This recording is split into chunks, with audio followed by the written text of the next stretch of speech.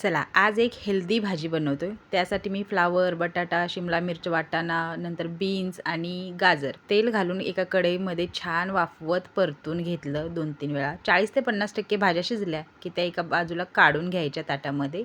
नंतर त्याच कढईमध्ये तेल घालायचं, जिरं, कढीपत्ता घालायचा, बारीक चिरलेला कांदा घालायचा।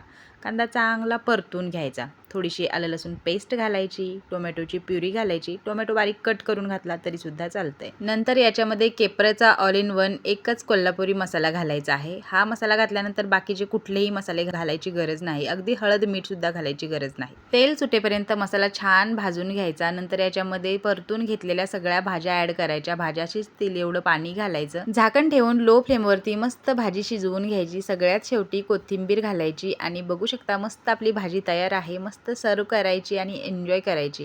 तर नक्की ऑर्डर करा केप्र.com वर। चवीने खाणार त्याला केप्र देणार। चला तर सबस्क्राईब करा।